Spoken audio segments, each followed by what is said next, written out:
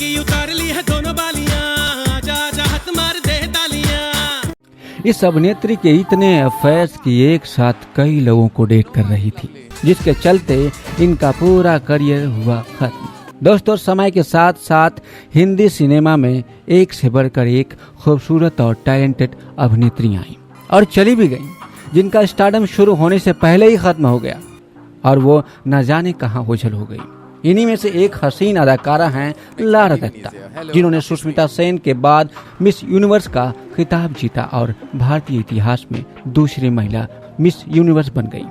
तो आइए जानते हैं कि कौन है ये लारा दत्ता और कैसे इनका मिस यूनिवर्स से अभिनेत्री तक का सफर तय हुआ। लारा दत्ता का जन्म 16 अप्रैल 1978 को उत्तर प्रदेश के गाजियाबाद में हुआ था।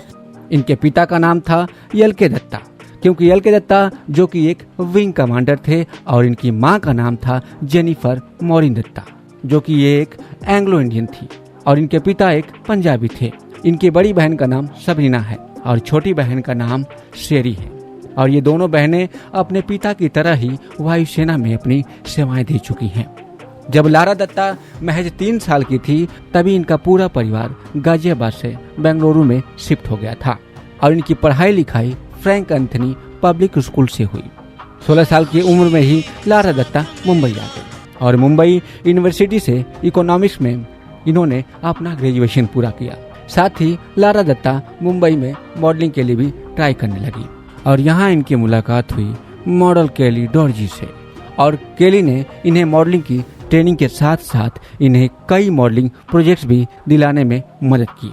लारा ने खुद एक बार इस बात को स्वीकार करते हुए इंटरव्यू में कहा था कि जब मॉडलिंग के डेज में उनके पास बिल चुकाने तक के पैसे नहीं होते थे, तब केली ही उनका बिल चुकाया करते थे।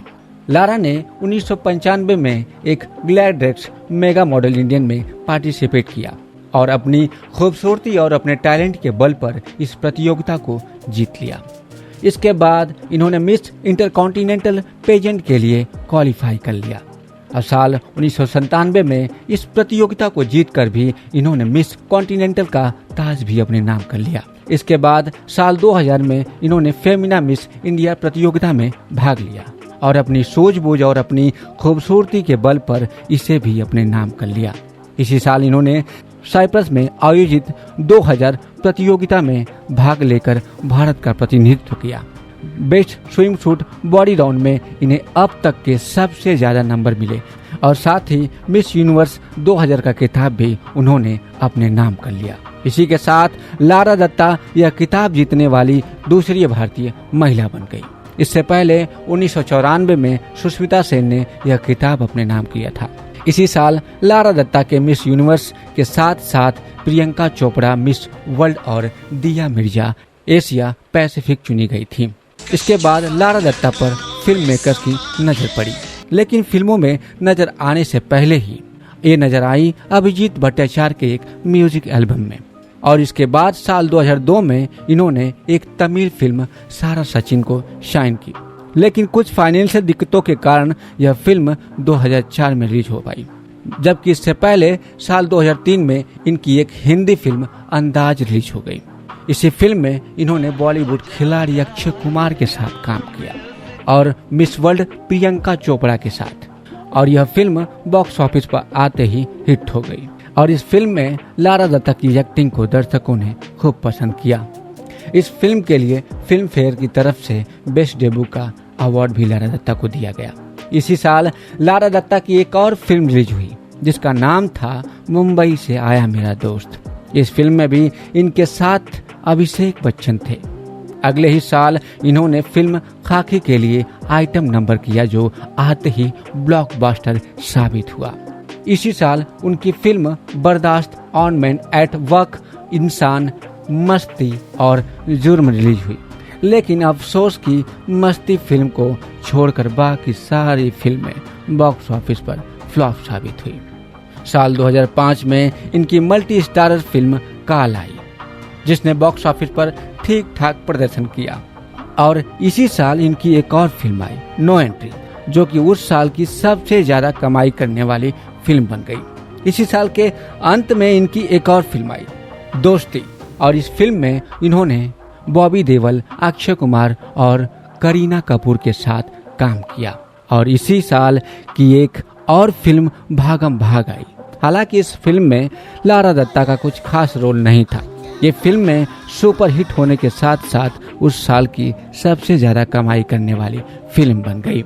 साल 2007 में यशराज बैनर की झूम बराबर झूम में ये पहली बार डबल रोल करते हुए नजर आई।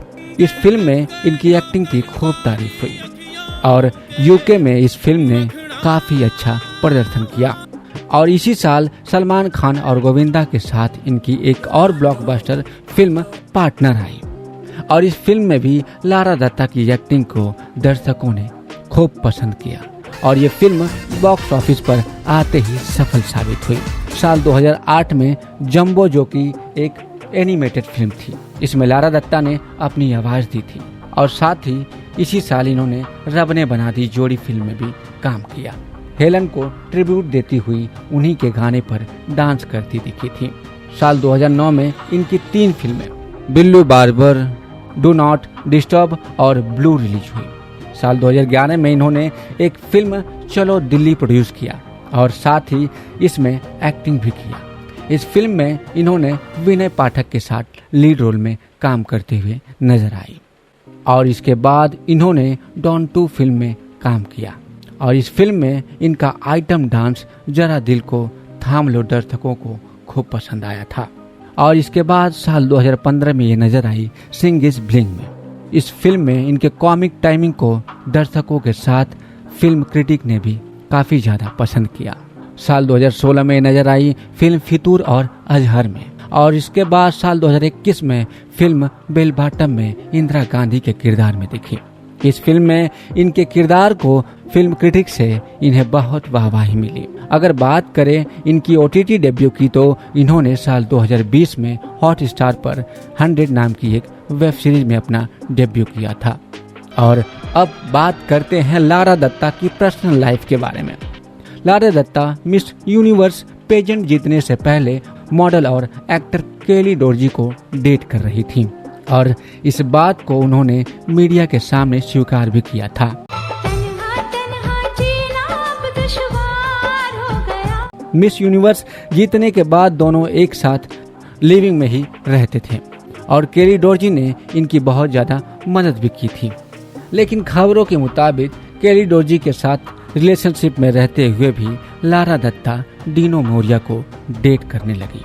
वहीं डीनो मोरिया से पहले इनका नाम इंटरनेशनल गोल्फ खिलाड़ी टाइगर वुड्स से भी जुड़ा था।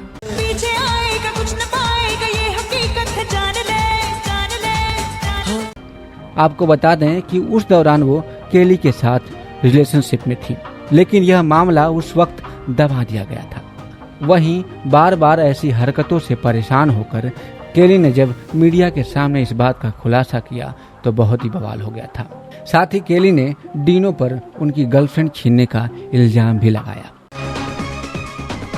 दौलत ने ओ बेवफा तुझको दीवाना किया। और इसके बाद डीनो मोरिया इस बात को सुनकर लारा दत्ता से ब्रेकअप कर लिया और उसी समय केली ने भी लारा को छोड़ दिया। इसके बाद लारा दत्ता का दिल आया एक शादीशुदा टेनिस खिलाड़ी महेश भूपति पर उस दौरान महेश भूपति की एक कंपनी थी जिसका नाम था ग्लोबो स्पून और इस कंपनी के लिए लारा दत्ता ने कई बार मॉडलिंग की थी। यहीं पर लारा दत्ता और महेश की मुलाकात हुई थी। इसके बाद दोनों एक दूसरे को डेट करने लगे और ये दोनों काफी करीब आ गए और साल 2011 में इन दोनों ने शादी कर ली और साल 2012 में इनकी एक बेटी का जन्म हुआ। यहाँ आपको बता दें कि जब लारा दत्ता और महेश भूपति एक दूसरे को डेट कर रहे थे उस दौरान महेश भूपति शादीशुदा थे और लारा दत्ता से शादी करने के लिए उन्होंने अपनी पत्नी श्वेता जयशंकर को तलाक दे दिया था। जहां लारा दत्ता ने एक इंटरव्यू में कहा था कि श्वेता जयशंकर से तलाक के बाद उन्होंने महेश भूपति को डेट करना शुरू किया था। तो वहीं श्वेता जयशंकर का कहना था कि लारा दत्ता के प्यार में पड़ने से उन्होंने महेश भूपति को तलाक दिया था। साल 2018 में महेश भूपति ने एक मूवमेंट के दौरान अपनी पत्नी के विवाह पर एक बात बताई जिसे सुनकर हंगामा मच गया था। उन्होंने बताया था कि साजिद खान किस तरह से फिल्म की एक्ट्रेस को परेशान करते थे और उनके साथ गंदा बिहेव करते थे। साल 2010 में जब लारा दत्ता फिल्म हाउसफुल की शूटिंग कर रही थी और ऐसे में महेश भी वहां पर मौजूद थे। लारा दत्ता जब भी शूटिंग के बाद महेश से मिलने आया करती थी तो बताया करती थी कि कैसे उनके डायरेक्टर एक्ट्रेस के साथ गंदा बिहेव करते हैं। यहाँ आपको बता दें कि इस फिल्म में लारा दत्ता के साथ दीपिका पादुकोण और जिया खान भी थी। आज लारा दत्ता फिल्मों में काफी कम दिखाई देती हैं, लेकिन ये सोशल मीडिया और सोशल इवेंट्स में अक्सर दिखाई देती हैं। बताया जाता है कि लारा दत्ता बॉलीवुड की उन गिनी चुनी अभिनेत्रियों में से थी जो खूबसूरत होने के साथ साथ बहुत इंटेलिजेंट भी थी, लेकिन कभी अपने अफेयर्स तो कभी सही फिल्मों का चुनाव न कर पाने की वजह से इनका पूरा करियर बर्बाद हो गया और ये ज्यादा ऊंचाइयों को नहीं छू पाई। तो दोस्तों, आपको लारा दत्ता कैसी लगे? इनकी कौन सी फिल्म आपको पसंद है और इनका कौन सा गाना आपको पसंद है? आप अपने कमेंट्स द्वारा हमें जरूर लिखकर बताइएगा। आपको इस वीडियो को देखने के लिए बहुत बहुत धन्यवाद।